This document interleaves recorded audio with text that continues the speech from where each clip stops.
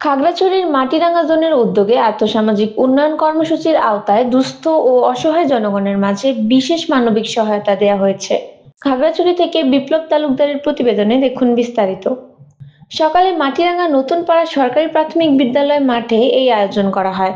সহায়তার মধ্যে স্থানীয় 6 জন দুস্থ পাহাড়ি নারী ও আর্থিকভাবে অসচ্ছল 9 জন পাহাড়ি শিক্ষার্থীর জন্য আর্থিক সহযোগিতা, একজন অসচ্ছল পাহাড়ি পরিবারকে বাড়ি নির্মাণের জন্য টিন এবং 35 জন পাহাড়ি ও বাঙালিকে বাংলাদেশ সেনাবাহিনীর পক্ষ থেকে উপহার স্বরূপ রেশন সামগ্রী প্রদান করা হয়। একই সাথে বিনামূল্যে 5 শতাধিক পাহাড়ি বাঙালিকে চিকিৎসা সেবা ও ঔষধ প্রদান করা হয়। কার্যক্রমে মাটিরাঙ্গা সেনা zone commander lieutenant colonel Ibrahim Adham উপস্থিত ছিলেন।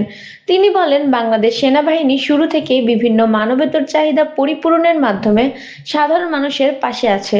তেমনিভাবে মানুষের একমাত্র সঠিক আস্থাভাজন এবং গৌরবের প্রতীক হিসেবে সুদূর ভবিষ্যতেও মাটিরাঙ্গায় বসবাসরত সকলের জন্য এই ধারা অব্যাহত থাকবে।